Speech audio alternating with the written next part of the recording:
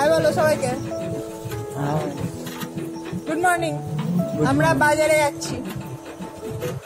এই পুকুরটায় মাঝে মাঝে মাছ চাষ হয়। রাস্তার অবস্থা দেখো, ভাঙা ফুটো, জল জমে আছে, নাজেহাল অবস্থা রাস্তার একদম। করজন গেটে পৌঁছে গেছি।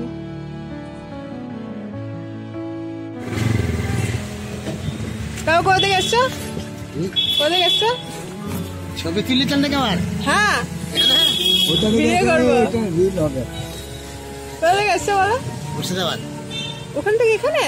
অত দূর থেকে এখানে রোজ আসো? প্রতিদিন আসো? এই কাকুর সাথে কিছুক্ষণ বকবক করলাম। কাকুর একবারে কোটি টাকার হাসি।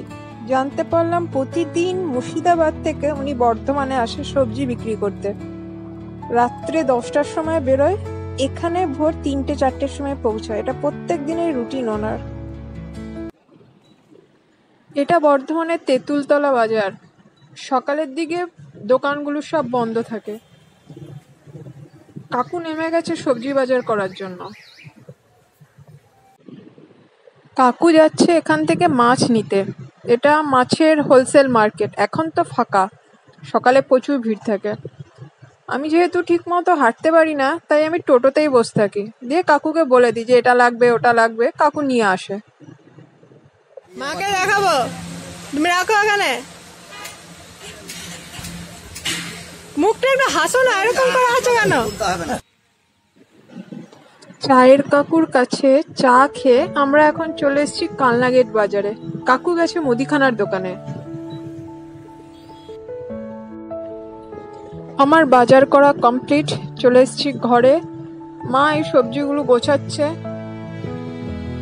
চিংড়ি মাছ, লোটে মাছ, চিকেন, কাঁচা সবজি সব নিয়ে চলে এসেছি। 1 সপ্তাহের বাজার হয়ে গেছে আমাদের।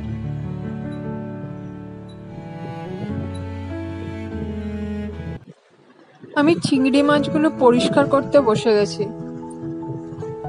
মা একা হয়তো অতটা পারবে না, সেই জন্য আমি করেই দিই পরিষ্কার করাগুলো।